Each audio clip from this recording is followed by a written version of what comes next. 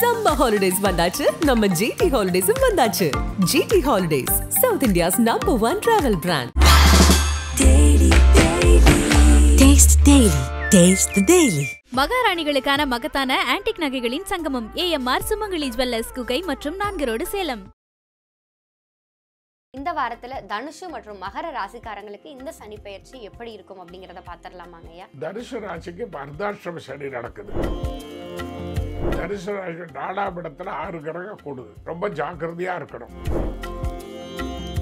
மனைவி கணவன் ஒற்றுமை நல்லா இருந்துருச்சுன்னா அவங்க வாழ்க்கையில் ஒன்றும் பாதிப்பு இல்லை. அதில் பாதிப்பு வந்தால் பின்னால் வர்ற காலங்களில் சோதனைகள் வரும்.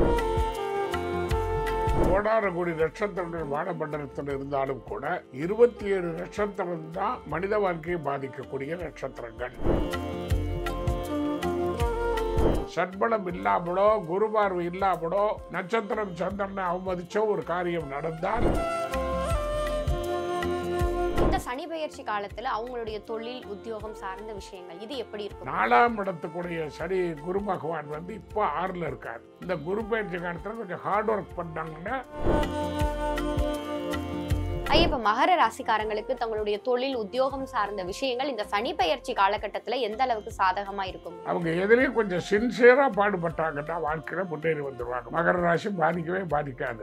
மகர ராசியில இருக்க பெண்களுக்கு இந்த சனி பெயர்ச்சி சாதகமா இருக்குமாங்க? சாதகம் தான். மகர ராசி பெண்கள் சாதகம் தான். ராசிநாதனே 3ல இருக்காரு. தினசரி அவங்க பக்கத்துல எங்க முருகன் கோயில் இருந்தாலும் அங்க போய் ஒரு 10 நிமிஷம் சஷ்டி கவசத்தை படிச்சுட்டு போகணும். நீங்க நினைச்சோன்னே நடக்கணும்னு பண்ணக்கூடாது. நம்பிக்கை தான். முருகனை நம்பி நீங்க செய்யற காரியம் ஒருபோதும் தோல்வி அடையாது. ஐபிசி பக்தி நேயர்கள் அனைவருக்கும் அன்பு வணக்கம். ஐயா வணக்கம். வணக்கம்மா. ஐபிசி பக்தி ஆன்மீக ஜோதிட பக்தி நேயர்கள் அனைவருக்கும் ஓம் நகராஜன் பணிவான வணக்கம். ஐயா, சனி பெயர்ச்சி பலன்கள் பார்த்துட்டு இருக்கோம். இந்த வாரத்துல தனுஷு மற்றும் மகர ராசிக்காரங்களுக்கு இந்த சனி பெயர்ச்சி எப்படி இருக்கும் அப்படிங்கறத பாத்திரலாமாங்க ஐயா. முதலாவதா தனுஷு ராசிக்காரங்களுக்கு இந்த சனி பெயர்ச்சி என்ன மாதிரியான நன்மைகளை தர காத்திருக்கிறதுங்க ஐயா? நான் அருமையான ஒரு கேள்வி கேட்டீங்க. தனுஷு ராசி குருவினுடைய ராசி. அந்த தனுஷு ராசி எந்த காரணத்தை கொண்டும் பாதிப்பு ஏற்பட்டால் மன வாழ்க்கையில் தான் பாதிக்கும். தன்னுடைய வாழ்க்கையில் 7ஆம் இடம்ங்கிற மனைவி ஸ்தானம் தான் அவங்களுக்கு மிக உயர்ந்தது. அதே பாதகஸ்தானமாக மாறுது. பாதகஸ்தானமாக மாறுறதுனால இந்த தனுசு ராசிக்காரர்கள் மனைவி விஷயத்தில் மிக கவனமாக இருக்கணும். மனைவி கணவன் ஒற்றுமை நல்லா இருந்துருச்சுன்னா அவங்க வாழ்க்கையில் ஒன்றும் பாதிப்பு இல்லை. அதில் பாதிப்பு வந்தால் பின்னால் வர்ற காலங்களில் சோதனைகள் வரும் எப்போவுமே. அது ஏன்னா பாதக ராசி. அப்போ தனுசு ராசிக்கு பாதக ராசி இன்றைக்கு கல்யாணம். அதுக்கு தான் ஒரு முக்கியமான விஷயத்தை கண்டுபிடிக்கணும். நான் இந்த வருஷத்தை சொல்லும் போதே ராகு மீனத்துக்கு வந்த போதே நம்ம ஐபிசி சேனலில் தான் சொன்னேன் இது விவாகரத்து ஆண்டுன்னு. ஆனால் ராகு அதே மாதிரி பண்ணிட்டாரோ இல்லைங்களா? அதுக்கு என்ன காரணம்னா உங்களுக்கு திருமணத்தின் போது அறகுறையாக பார்க்குறாங்க. நம்ம இஷ்டப்பட்டால் கல்யாணம் பண்ணிக்க முடியாது. இஷ்டப்பட்டு பண்ணுனா நஷ்டப்பட்டு தான் போகும். அப்போ ஜாதகத்தை பார்க்கணும். அவங்க ஜாதகத்தில் ஒன்றும் இல்லை. அவங்க கைரேகையில் விதிரேகை இல்லை. ஒருத்தர் கையில் விதிரேகை இருக்குது, ஒருத்தர் கையில் விதிரேகை இல்லைன்னா யார் கையில் இருக்கிறதோ அவங்க ஆதரவோட தான் அவங்க வாழ முடியும். திருமணத்துக்கு பார்க்கும்போது முதல்ல நம்ம அவருடைய ஜாதகத்தில் சுக்கிரனுக்கு குரு பார்வை இருக்கா, சுக்கிரனை குரு பார்க்குறாரான்னு பார்க்கணும். களத்திர சுக்கிரனும் குருவும் தான் கணவன் மனைவிக்கு உரியவர்கள். சுக்கிரன் தான் கணவன், குரு தான் மனைவி. ஏன்னு கேட்டிங்கன்னா புத்திரனை பெற்றுக் கொடுப்பவர் குரு. இந்த சுக்கிரன் தான் அந்த கர்ப்பத்தை உண்டாக்குறவர். அதனால் அந்த 2 கிரகமும் இப்போ ஒருத்தர் பேர் பார்த்துக்கிறாங்களா மறைஞ்சிருக்காங்களான்னு பார்க்கணும். அந்த மாதிரி பார்க்கும்போது முதல் பார்க்க வேண்டிய குருபலம். அதை தான் பெரியவங்க சாதாரணமாக கேட்பாங்க. பொண்ணுக்கோ பையனுக்கோ குருபலம் இருக்கான்னு கேட்பாங்க. குருபலம் ரொம்ப ரொம்ப முக்கியம் ஜாதகத்தில். குருபலம் பார்க்காம கல்யாணம் பண்ணக்கூடாது. 1. 2வது குருபலம் பார்த்த பிறகு ஜாதகத்தில் சட்பலம் பார்க்கணும். சட்பலம் தான் ரொம்ப இம்பார்ட்டண்ட் திருமணத்துக்கு. அதே மாதிரி சந்திரன் தான் எல்லாத்தையும் ஆளுமை கிரகம். மனத்தை ஆள்றவர் சந்திரன் தான். அப்போ அந்த சந்திரன் நட்சத்திரம் ஒவ்வொருத்தருக்கும் ஒரு நட்சத்திரம் இருக்கும். ஒரு மனிதன் அவதாரம் எடுத்தாலும் பிறந்தாலும் ஒரு நட்சத்திரம் இருக்கும். அப்போ A to Z எத்தனை எடுத்துங்க? 26 தானே. அப்போ நட்சத்திரம் நடைமுறை வாழ்க்கையில் மனிதனை தாக்கக்கூடிய நட்சத்திரம் இந்த 27 தான். கோடான கோடி நட்சத்திரங்கள் வானமண்டலத்தில் இருந்தாலும் கூட 27 நட்சத்திரம் தான் மனித வாழ்க்கையை பாதிக்கக்கூடிய நட்சத்திரங்கள். அப்படின்னு சொல்லியிருக்காங்க நம்ம முன்னோர்களை ஆராய்ச்சி பண்ணி. அந்த 27 நட்சத்திரங்களில் ஒவ்வொருத்தருக்கும் ஒரு ஜென்ம நட்சத்திரம் வருது. நீங்கள் தனுசு ராசியை கேட்டோன்னே நான் ஏதை சொன்னால் குருபலம் தான் ரொம்ப முக்கியம். முதல்ல நீங்கள் பார்க்க வேண்டியது எல்லாத்தையும் விட்டுட்டு பிஃபோர் மேரேஜ் அம்மா ஜாதகத்தை மேட்ச் பண்ணி தான் பார்க்கணும். ஆஃப்டர் மேரேஜ் மனைவி ஜாதகத்தையும் மேட்ச் பண்ணி பார்க்கணும். இந்த ரெண்டையும் வச்சு தான் பலன் சொல்லணும். அதனால தான் அம்மா ஜாதகத்தை காட்டிலும் திருமணம் ஆகிற போது இடையிற ஒரு ஜாதகம் திருமணமான இதை தள்ளி இது பேச ஆரம்பிச்சிடும். அப்போ தனுசு ராசியை கேட்குறீங்க. தனுசு ராசிக்கு 7ஆம் அதிபதி புதன் வீடு. இப்போ நீங்கள் கேட்குற நேரத்தில் கோச்சாரம் என்னன்னு கேட்டிங்கன்னா சனி பயிற்சிக்கு தானே கேட்குறீங்க தனுசு ராசி. அப்போ 7ல் செவ்வாய் இருக்கார். இந்த 7ல் செவ்வாய் தான் மன வாழ்க்கையினுடைய பாதிப்பு. அப்போ மன வாழ்க்கையை பாதிக்கிற போது என்ன செய்யணும், ஜோதிடத்தில் எங்கே நீங்கள் நான் திரும்ப திரும்ப சொல்லுவேன், நீங்கள் அரேஞ்ச் மேரேஜோ காதல் மேரேஜோ அது வேறு விஷயம், அதுக்கு பர்சனல் அதுக்குள்ளே நான் வரல. ஆனால் பார்த்து செய்யணுங்கிறதுக்கு முதல் குரு படம் இருக்கான், குருவோட பலத்தை பார்க்கணும். அதுக்கு பிறகு மனோகாரன் சந்திரன் எப்படி இருக்காருன்னு பார்க்கணும். இது எல்லாத்துக்கும் நட்சத்திரம் தான் அடிப்படை. நட்சத்திரத்து தான் எல்லாத்துக்கும் போகணும். அந்த நட்சத்திரம் தான் அடிப்படையாக இருக்குது. அப்போ நட்சத்திரம் என்ன, அதுக்கு சந்திரன் என்ன நிலையில் இருக்கார், அப்போ குரு என்ன நிலையில் இருக்கார், திருமணங்கிற சுக்கரனும் குருவும் சேர்ந்து நடத்துறது. அப்போ குருவினுடைய பார்வைக்கு சுக்கரனுக்கு என்ன சம்பந்தம் இருக்குது அப்படின்னு பார்க்கணும். அப்படி பார்க்கும்போது முதல்ல நட்சத்திரத்துக்கு மிக முதலிடம் கொடுக்கணும். ரெண்டாவது சந்திரனை கொடுக்கணும். சந்திரனை சுற்றித்தான் மற்றதெல்லாம் நடக்கணும். மனோகாரன் அவர் இருந்து தான் எடுப்போம். பிறந்த நட்சத்திரத்துக்கு சந்திரனை எடுத்து தான் மற்றதெல்லாம் போவான். அதை மனோகாரன் அவர் அது கொடுக்கணும். குருவுக்கு கொடுக்கணும், சுக்கரன் கொடுக்கணும். குரு சுக்கரன் சந்திரன் அந்த நட்சத்திரம் இது திருமணத்துக்கு மிக முக்கியமானது. அப்படி பார்க்கும்போது திருமணத்துக்கு சட்பலம் ரொம்ப முக்கியம். சட்பலம் 6 அங்கம். இந்த 6 அங்கமான அந்த சட்பலம் இல்லைன்னா திருமண வாழ்க்கை தப்பாக போயிடும். சட்பலம் கண்டிப்பாக பார்க்கணும். அதனால் சட்பலம் பார்க்குறோம், இல்லை சட்பலமே இல்லாமல் போச்சு ஜாதகத்தில்னா கூட வேறு வழியே இல்லாமல் அவங்க திருமணம் பண்ணிக்கிறேன்னா கூட அந்த திருமண நாளில் சட்பலம் வர்ற மாதிரி பண்ணுங்களே. இதுதான் உங்களால் முடியாது, நீங்கள் விருப்பப்பட்டுட்டீங்க, ஆசைப்பட்டுட்டீங்க, பண்ணீங்க. அதை திருமணம் ஆகிறனாலாவது சட்பலம் இருக்கிற மாதிரி பண்ணக்கூட. சட்பலம் இல்லாமலோ குரு பார்வை இல்லாமலோ நட்சத்திரம் சந்திரனை அவமதிச்சோ ஒரு காரியம் நடந்தால் அது யார் செய்தாலும் தப்பு தான். அதனுடைய பின் விளைவு சரியாக இருக்காது. அந்த பின் விளைவை பார்த்து நீங்கள் கஷ்டப்பட்டு தேடி வரக்கூடாதுங்களுக்காக முன்னாலேயே அதை பாருங்கன்னு சொல்கிறாங்க. அப்போ ஒன்று இயலாத போது செயல் செய்கிற போது நீங்கள் எந்த ஒரு செயல் செய்கிறீங்களோ அந்த செயல் செய்கிற போது அந்த கிரக நிலைவாது பார்க்கலாம் இல்லையா. அதனால் இதையெல்லாம் பார்க்குற போது இதெல்லாம் பார்க்க முடியும், பார்க்கணும். கல்யாணம்னா ஆயிரக்கணத்தை பயிர் சொல்கிறாங்க ஒரு பொண்ணோட வாழ்க்கை இல்லையா. அப்போ அஷ்டவர்க்கம் பார்க்கணும். இந்த அஷ்டவர்க்கத்தில் எந்தெந்த கிரகம் எவ்வளோ பரல் வாங்கியிருக்குது, அது களத்தர் சாரத்தில் எப்படி இருக்குது, ஜென்மலங்க ராசியில் எப்படி இருக்குது, அதே மாதிரி குரு நின்ற வீட்டில் எப்படி இருக்குது, குருவுக்கு எவ்வளோ இருக்குது, அது மாதிரி அஷ்டவர்க்கத்தில் அது 8 பரலையும் பார்க்கணும். லக்னத்தில் எவ்வளவு, மற்ற கிரகங்கள் எவ்வளோ வாங்கியிருக்குது, அதில் எந்த கிரக படமாக இருக்கிறது 2 பேருக்கு போட்டு பார்த்தா தெரிஞ்சிடும். இல்லை அது கல்யாணம் பண்ணும்போது அதெல்லாம் நல்லா இருக்கிற மாதிரி ஒரு போட்டோம்னா அதான் ரெமெடி நமக்கு. அவ்வளோதான் செய்ய முடியும். கால் உடஞ்சிருச்சுன்னா விட்டுற முடியுமா? கட்டு போட்டு மறுபடியும் வேறு கால் வச்சாவது நடக்கிறான். காலுக்கு ஏதோ ஒரு வழியில் பாதுகாப்பு செய்கிறாங்களே, அந்த மாதிரி நாளே இல்லை ஜாதகத்தில். அப்படி செய்யணும். அப்படி செஞ்சோம்னா பாதிக்கும். அதனால் நம்ம சட்பலம் முக்கியம், அஷ்டவர்க்கம் முக்கியம், சந்திரன் முக்கியம், நட்சத்திரம் முக்கியம், குரு முக்கியம், சுக்கரன் முக்கியம். இவங்கெல்லாம் கல்யாணத்துக்கு உண்டான காரியத்தை கூடையவர்கள். ஏன்னா நீங்கள் கேட்குற போது 7ல் செவ்வாய் இருக்கார் கோச்சாரம், சரி பயிற்சியாகிற போது. அப்படி இல்லைன்னா அதனுடைய விளைவுகள் மோசமாக இருக்கும். நம்ம சாதாரணமாக இருக்கும்போது வேறு, பிரபலமான பிறகு வாழ்க்கையில் இந்த மாதிரி பாதிப்புகள் வரத்தான் செய்யும். அந்த பாதிப்புகளை நம்ம பேசி தீர்த்துக்கணுமே தவிர பகிர்ச்சி தீர்த்துக்க முடியாது. உதாரணமாக என்ன பல பேர் ஒரு கேள்வி வந்தது, நான் எப்போவுமே ஒரு ஜாதகத்துக்கு யோகத்தை எது கொண்டு வரவங்களுக்கு அவங்க பேர் ரொம்ப முக்கியம். ஒரு ஜாதகத்தில் அந்த பேர் தான் அவங்கள வாழ வைக்கும். நீங்கள் உங்கள் ஜாதகத்தை சொல்கிறதில்ல, எதையும் சொல்கிறதில்ல, பேர் என்ன பாட்டு தான் பார்த்தோன்னு கேட்பாங்க இல்லைங்களா. கோயிலுக்கு போனால் அவங்க நட்சத்திரம் என்ன பேர் என்னப்பாங்க. சாதாரணமாக சந்திக்கிற கேட்பாங்க உங்கள் பேர் என்னங்க, ரைட். அடுத்து என்ன கேட்பாங்க, நீங்கள் யார் பொண்ணு, அங்கே பேரண்ட் வந்துட்டாங்களா உங்களுக்கு, அப்போ அவங்க ஜாதகத்தை மேட்ச் பண்ணி பார்க்கணும் இந்த ஜாதகத்துக்கு. அப்போ கண்டிப்பாக உங்களுக்கு அந்த மன வாழ்க்கை பாதிக்காது. தாய் ஜாதகத்தை கொஞ்சம் மேட்ச் பண்ணணும் உங்களுக்கு. அப்படி பண்ணாமல் பண்ணினோம்னா அந்த பாதிப்பு வரும். அதனால் மெயின் தாய் தான். அந்த தாய் ஸ்தானம் ரொம்ப முக்கியம்.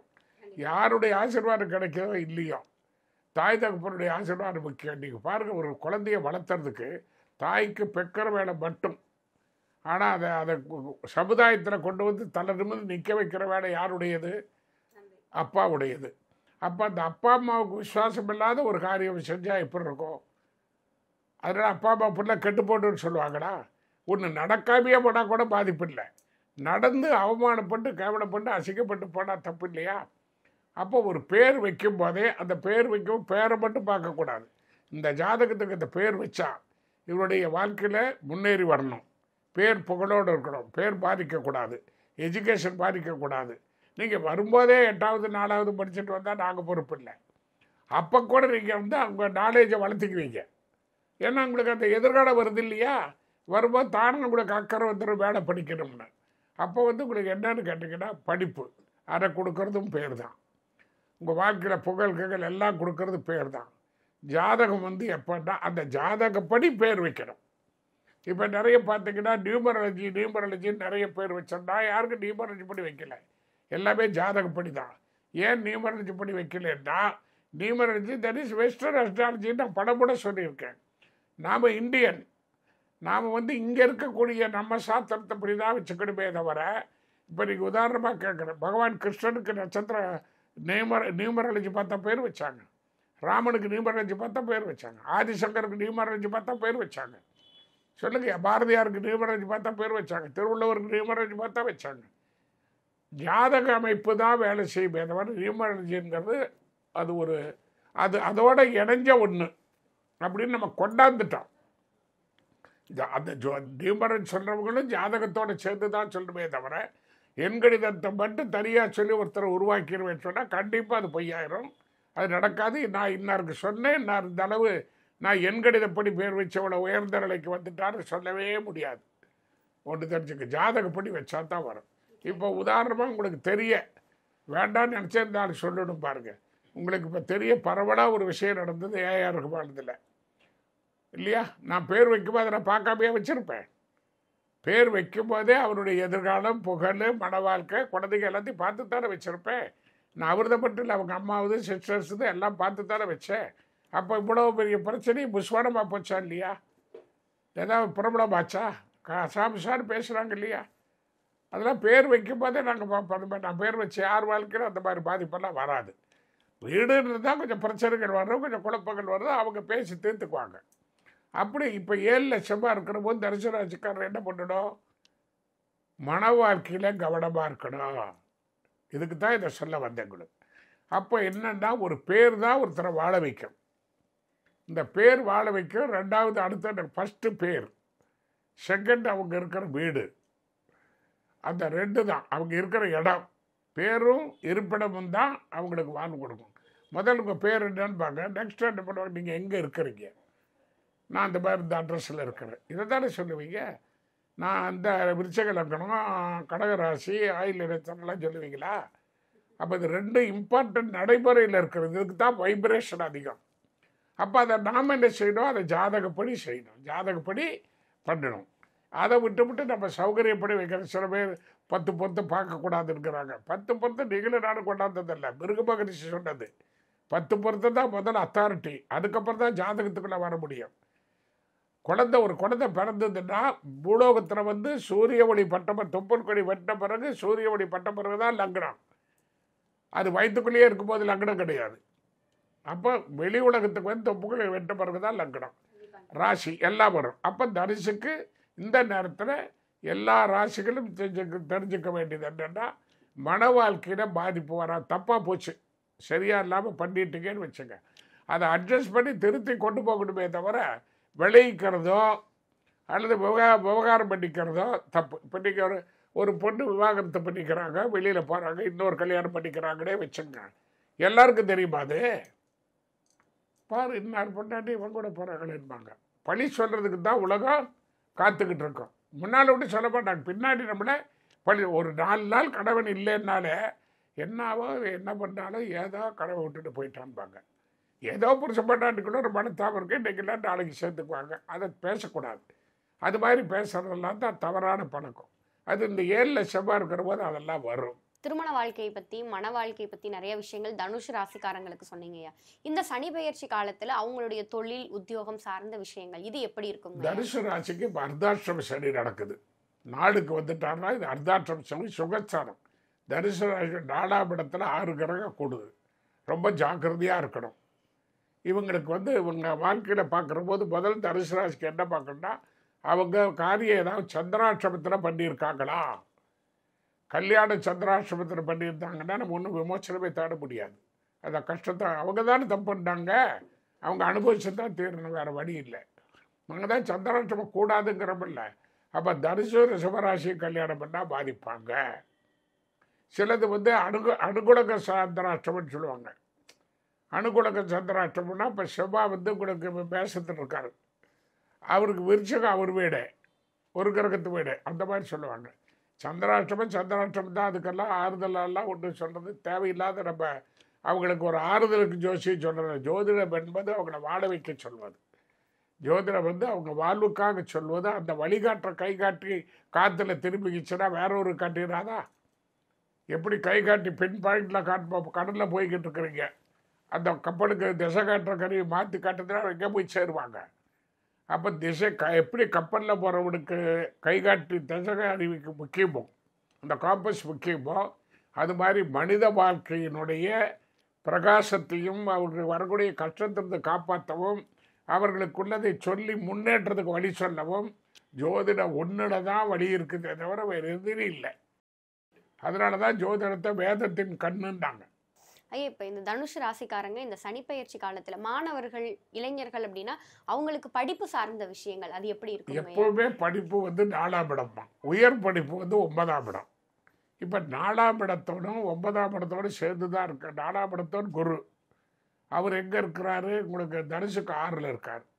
உயர்கல்வியாக இருந்தால் இப்போ டாப் மோஸ்ட் நல்லா இருக்குதுன்னு சொல்லலாம். ஏன்னா சூரியன் அங்கேயே இருக்கார். 4ஆம் இடத்துக்குடைய சரி குரு பகவான் இப்போ 6ல் இருக்கார்.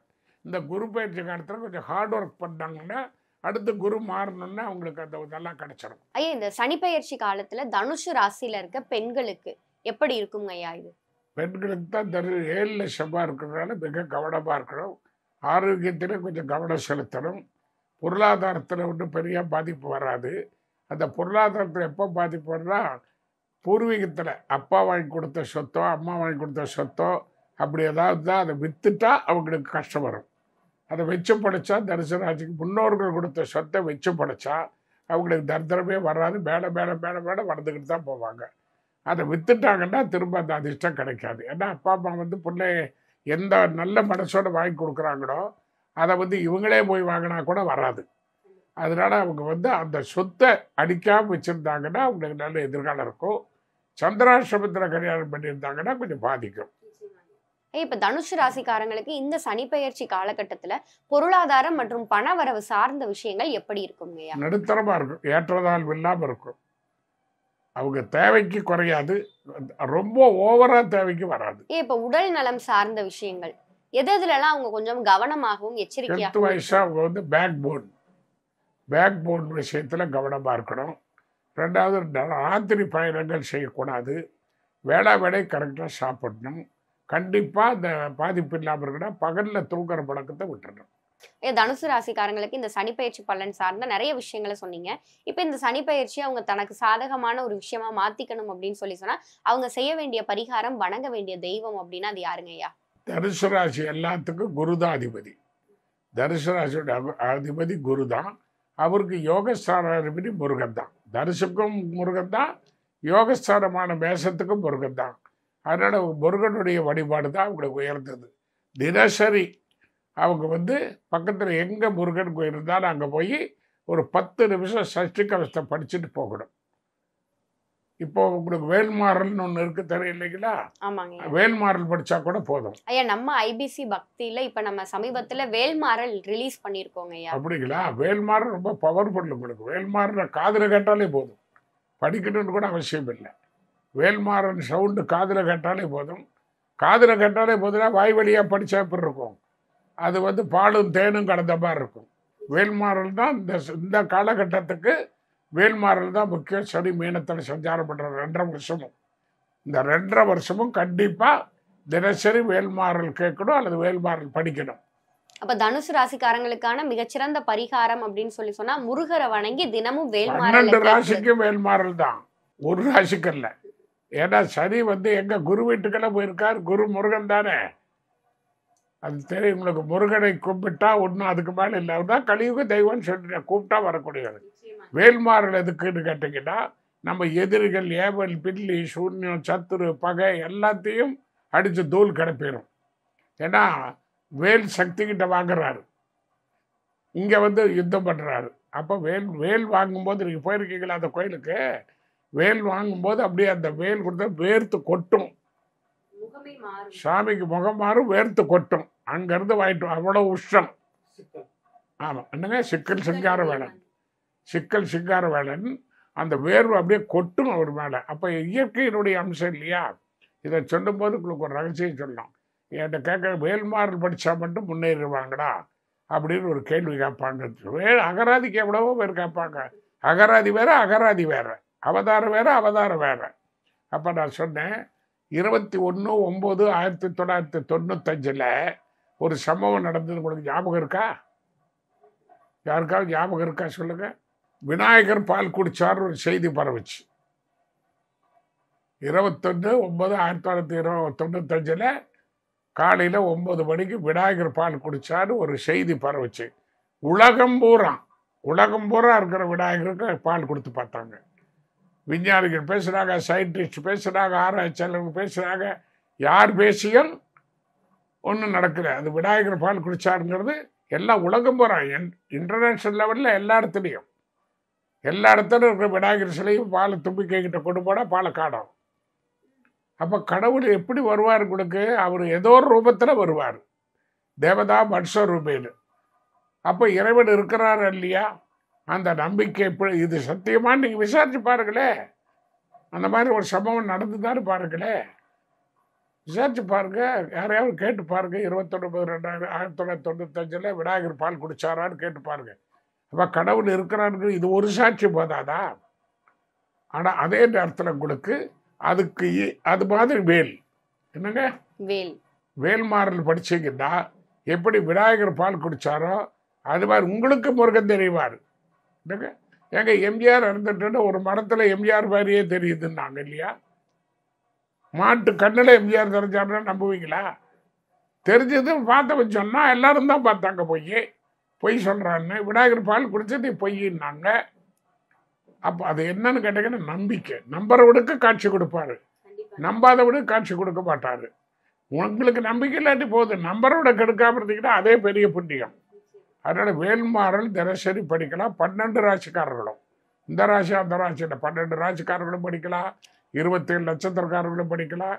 இப்போ சனி மீனத்திற்கு நேரத்தில் இந்த 2.5 வருஷம் வேல்மாறலுக்கு அதிகபட்சமான மரியாதை உண்டு. உங்களுக்கு அப்படியே தத்துரூபமாக நடக்கும். செஞ்சு பாருங்களேன், ஒரு வருஷம் உடனே இல்லை, ஒரு மாதம் செஞ்சு பாருங்க, உங்களுக்கு நம்பிக்கை வருதா இல்லையான்னு பாருங்க. வேலுண்டு வினை இல்லைன்னு சொல்லியிருக்காங்களா இல்லையா உங்களுக்கு? அதனால வேடவருடைய பூரண அனுகிரகம். முருகன் வந்து கூப்பிட்டா வருவார், உடனே கூப்பிடணும், அவ்வளவுதான். தனுஷு ராசிக்காரங்களுக்கான சனிப்பெயர்ச்சி பலன்கள் பார்த்தோம். இப்ப மகர ராசிக்காரங்களுக்கு இந்த சனிப்பெயர்ச்சி என்ன மாதிரியான நல்ல விஷயங்களை செய்ய காத்திருக்கு? மகர ராசிக்காரங்களுக்கு 3ல சனி இருக்கிறது ரொம்ப விசேஷம். ஏன்னா ராசிநாதனே அவர் தானே, மகர ராசிக்காரரே சனிதான். இந்த மகர ராசியில் பிறந்தாங்கன்னா ஒன்றுமே இல்லாட்டி கூட உச்சகட்ட பலனுக்கு வருவாங்க. ஆனால் அவங்களுக்கு இந்த மன வாழ்க்கையில் பாதிப்பு வரும். அதில் மட்டும் சரியாக தேர்வு செய்யணும். ஏன் மன வாழ்க்கையில் பாதிப்பு வரும்னு கேட்டிங்கன்னா உங்களுக்கு குரு 3/12 அதிபதி ஆயிடுறாரு. அப்போ சரியாக தேர்வு செஞ்சால் மன வாழ்க்கை பாதிக்காது. இப்போ 3ஆம் இடத்துல 6 கிரகம் இருக்குது மகர ராசிக்கு. சொல்லவும் வேணுமா? நல்ல ஃபர்ஸ்ட் கிளாஸ் பலன் கிடக்கும். அப்போ என்ன செய்யணும்? தினசரி அவங்க வேல்மாறல் படிக்கணும். அது உடனே முருகனை கும்பிட்டாலே போதும் 12 ராசியும். அதுக்கு மேலே அவங்க இது பண்ணால் விஷ்ணு சகஸ்ரநாமம். ஏன்னா திருப்பதி வெங்கடாஜலபதி கோயிலுக்கு என்னைக்கு போகிறாங்க? எல்லாம் சனிக்கிழமை தான் போகிறாங்க. எல்லா கோயில் எல்லா நாளும் போனாலும் கூட பெரும்பாலும் சனிக்கிழமைன்னு கும்பிட்றாங்க இல்லைங்களா உங்களுக்கு? அந்த மாதிரி வேல்மாறல் முதல்ல முருகன், அவங்க யாரும் மாமனும் மருமகனும் தான். முருகனை கும்பிட்டு தான் அதான் சுவாமிநாதன். சிவபெருமானே தன் மகனை கும்பிட்டுட்டார். அதனால தான் அவரோட 5 முகத்தோட இன்னொரு முகம் சேர்த்து 6 முகம் கொடுத்தாரு. அதனால வேல்மாறல் படித்தாலே போதும். கூட அவங்க அதுக்கு மேலே ரொம்ப இதாக இருந்ததுன்னா விஷ்ணு சகஸ்ரநாமம் படிக்கலாம். இப்ப மகர ராசிக்காரங்களுக்கு தங்களுடைய தொழில் உத்தியோகம் சார்ந்த விஷயங்கள் இந்த சனி பெயர்ச்சி காலகட்டத்துல எந்த அளவுக்கு சாதகமா இருக்குங்க? மகர ராசிக்கு பெரும்பாலும் கலைத்துறை நல்லா இருக்கும். கலைத்துறை சின்ன வயசுலேருந்தே அதில் அவங்க ஈடுபடணும். அவங்க எதுலேயும் கொஞ்சம் சின்சியராக பாடுபட்டாங்கன்னா வாழ்க்கையில் முன்னேறி வந்துடுவாங்க. மகர ராசி பாதிக்கவே பாதிக்காது. ஏன்னா அவங்களுக்கு தனாதிபதி சரியாகவே வந்துடுறாரு. அதனால் ஒன்றும் பயம் இல்லை. யோகாதிபதியும் நல்ல பலனை கொடுத்துட்றாரு. மகரத்துக்கு யோகாதிபதியே சுக்கரன் வாரி கொடுப்பாரு. தேவைக்கு மேலே செல்வம் வந்துடும் அவங்களுக்கு. அதெல்லாம் ஒன்றும் பயப்பட வேண்டியதில்லை. ஆனால் அதுக்கு உண்டான காரணம் என்னன்னா அவங்க செய்யணுன்னு நினைக்கிறோம். மகரம் யாரால நம்ம வந்தோம்னு அந்த நமக்கு ஒருவேளை சாப்பாடு கொடுத்துருந்தா கூட அவங்கள நினைக்கணும். அப்போ மகர ராசி தலைச்சு வந்துடும். நம்மளை எங்கே வாழ வைக்கிறாங்களோ, எந்த நாடு வாழ வைக்கிறோம், எந்த பாஷை வாழ வைக்கிறோம், எந்த மனிதர் வாழ வைக்கிறாங்களோ அந்த நாடு, அந்த பாஷை, அந்த நபர் 3 பேரையும் மறக்காது இருக்கிற வரைக்கும் மகர ராசிக்கு தோல்வி கிடையாது. ஆனால் அவங்க அரசியலுக்கு போகக்கூடாது. மகர ராசி பொது வாழ்க்கைக்கல்ல, அவங்க சொந்த வாழ்க்கைக்கு அவங்க என்ன வேணாலும் பாடுபடலாம், சம்பாதிக்கலாம், புகழ் வரலாம், கருத்து வரலாம். அரசியலுக்கு வரக்கூடாது. இப்ப மகர ராசிக்காரங்களுக்கு இந்த குழந்தை பாக்கியம் அப்படிங்கிறது எப்படி இருக்குங்கய்யா? பெரும்பாலும் மகர ராசி ஜாதகம் பொருத்தமா திருமணம் நடந்திருந்தால் ஆண் வாரிசு உண்டு, இல்லாட்டி பெண் வாரிசு மட்டும்தான். ஜாதகம் சரியான பொருத்தம் இருக்குது அவங்க. ஏன்னா அவங்க ஜாதகம் தெரியாது இல்லையா. அவர் ஜாதகம் மகர ராசிக்காரரும் அந்த பொண்ணு ஜாதகம் நமக்கு எப்படி தெரியும்? அவங்க கேட்டால் அவங்க திருமண பொருத்தம் நல்லா இருந்திருந்தா ஆண் வாரிசு உண்டு, இல்லைன்னா பெண் வாரிசு தான். இப்ப இவங்களுக்கு பொருளாதாரம் பணவரவு சார்ந்த விஷயங்கள் எப்படி இருக்குங்கய்யா? அதெல்லாம் அவங்க உழைப்புக்கு மேலே வரும். உழைப்புக்கு மேலே வரும். அதில் ஒன்றும் சந்தேகம் இல்லை. அதில் மகர ராசியில் திருவோணம் தான் டாப். உத்திராடம் ஆன்மீகத்தில் போகணும். ஆன்மீகத்தின் போல புகழும் கீர்த்தியும் பெருமையும். உத்திராடத்துக்கு உலகம் பூரா ஆன்மீகத்தில் போனால் நல்ல முன்னேற்றம் உண்டு. ஆன்மீகத்துக்கு தான் உத்திராடம் உகந்தது. திருவோணம் உழைப்புக்கும் செல்வத்துக்கும் உகந்தது. செவ்வாய் அவ்வளோ பெரிய பிரபலமான ஒரு யோகத்தை கொடுக்க மாட்டார். ஏன்னு கேட்டிங்கன்னா அது அவர் இந்த கிரகத்துக்கு விரோதி. அதனால அந்த திருவோணத்துக்கு தான் டாப் மோஸ்ட் பலன். உத்திராடம் ஆன்மீகம், ஆன்மீகத்தில் சிறப்பு. ஆன்மீக வழியில் இருந்தால், ஆன்மீகம்னா நான் சாமியாரை போங்கன்னு சொல்லலை, நித்திய பூஜை கரெக்டாக பண்ணாங்கன்னா பிரகாசிப்பாங்க. அதுதான் மெயின். இப்போ நான் வேல்மாறல் படிக்கணும்னா படிக்கணும், சொல்லத்தான் முடியும். நான் படிக்கிறேன், நீங்களும் படிக்கணும்னா நீங்கள் படிக்கணும். வேல்மாறல் படிச்சு பாருங்க, அதோட மகத்துவத்தை என்னன்னு தெரியும். இப்போ இந்த மகர ராசியில் இருக்கவங்களுக்கு கல்வி சார்ந்த விஷயங்கள் எப்படி இருக்குங்கய்யா? கல்வி நடுத்தரமாக இருக்கும் உங்களுக்கு. அதாவது அவங்க அவங்க ஜாதகம் முழுமையும் பார்த்தா தான் நமக்கு அது கரெக்டாக சொல்லலாம். எஜுகேஷனில் குறைவாக இருந்தாலும் உச்சகட்ட எஜுகேஷனுக்கு அவங்க வருவாங்க. இப்போ மகர ராசியில் இருக்க பெண்களுக்கு இந்த சனி பெயர்ச்சி சாதகமா இருக்குமா? சாதகம் தான். மகர ராசி பெண்கள் சாதகம் தான். ராசிநாதனே 3ல் இருக்காரு. அதில் மகர ராசிக்கார பெண்கள் ரொம்ப நல்லவங்க தான், ஒன்றும் பாதிக்காது. அவங்க அதே நேரத்தில் நான் தான் ஏற்கனவே எப்போ சொன்னாலும் அதே தான் கேரள் ரெக்கார்டான்னு சொல்லுவேன். பெற்றவர்களை மதிக்கணும். திருமணம் ஆகாதவங்களாக தான் பெற்றவர்களை மதிக்கணும். ஆனவங்களாக தான் கணவன் குடும்பத்தை மதிக்கணும். அப்படி இருந்துட்டா மகர ராசி கும்பராசி டாப். இப்போ இவங்களுக்கு உடல் நலம் சார்ந்த விஷயங்கள் இந்த சனி பெயர்ச்சி காலகட்டத்தில் எப்படி இருக்குங்கய்யா? பெருசாக ஒன்றும் உடல் நலம் பாதிக்காது. யூரினரி பாதிப்பு தான் வரும். அதுதான் வரும். அது கொஞ்சம் ஜாக்கிரதையாக பார்த்துக்கணும். அவங்களுக்கு யூரின் சம்மந்தப்பட்ட பாதிப்பு வரும். அதில் அடப்பு கிடப்பு சம்மந்தப்பட்ட கோளாறுலாம் வரும். அதே மாதிரி நரம்பு தளர்ச்சி வரும். கொஞ்சம் சோம்பல் வரும். உடம்பு டக்குன்னு ஊதிடும். அதனால் ஃபுட்டில் கண்டிஷனாக இருக்கணும். மெடிசன் எல்லாம் கரெக்டாக எடுத்துக்கணும். ஆரோக்கியம் அவங்க கண்டிப்பாக 3 months ஒன்ஸாவது செக் பண்ணிக்கணும். இப்போ மகர ராசிக்கான சனிப்பெயர்ச்சி பலன்கள் பார்த்தோம். இப்போ மகர ராசிக்காரங்க இந்த சனிப்பெயர்ச்சி காலத்தில் இன்னும் சிறப்பாக இருக்கணும் அப்படின்னு சொன்னால் அவங்க செய்ய வேண்டிய பரிகாரம், போக வேண்டிய கோவில், வணங்க வேண்டிய தெய்வம். அதான் சொன்னேன், வேல்மாறல். எல்லாத்துக்கும் சேர்த்து ஒரே 12 ராசி 27 நட்சத்திரத்துக்கும் மேனத்தில் சரி சஞ்சாரம் பண்ணும்போது வேல்மாறல் தான் மருந்து. இப்ப இந்த மகர ராசிக்காரங்களுக்கு எதுவும் சிறப்பான பரிகாரம் எதுவும் இருக்காங்க? முருகனுக்கு மேல ஒரு பரிகாரம் இல்லை. நான் தான் கூப்பிட்டேன்னா அவர் தான் வருவார். அங்கே போகணும். முருகன் கோயிலில் போய் உட்கார்ந்து அந்த வேல்மாறல் படிச்சுட்டு வந்தீங்க. எங்கேயோ ரோட்டில் போய் படிச்சுட்டு போகக்கூடாது. முருகன் கோயிலில் போய் உட்கார்ந்து வேல்மாறல் படித்து பாருங்க. நீங்கள் முருகன் கொடுக்குறாரா இல்லையா? உங்களுக்கு ஒன்றும் வேண்டாம். சாதாரணமாக உங்களுக்கு ஒரு சின்ன விஷயம் எல்லாரையும் சொல்லலை. நான் சாண்டோ சின்னப்ப தேவர் மருதமடைந்து வந்துக்கிட்டு இருந்தார். ரொம்ப வறுமை, ரொம்ப கஷ்டம். வரும்போது ஒரு சிகரெட் பாக்கெட்டு கிடந்தது. அது என்னமோ ஒரு பாக்கெட் கிடக்குதுன்னு எடுத்தால் ஒரு 20 நோட்டு என்னமோ தான் இருந்ததுன்னு நினைக்கிறேன். அதை வச்சுக்கிட்டு மெட்ராஸ் வந்தார். முருகன் தான் அவர் படத்துலாம் கூட பார்த்தீங்கன்னா முருகன் தான். அந்த முருகன் எப்படி அவரை வாழ வச்சார்? வெறும் சொப்பனத்தில் முருகனை காத்துட்டு உண்டியில் கொண்டு போய் படத்தை போட்டார். முருகன் போன சொல்லிட்டாருன்னு.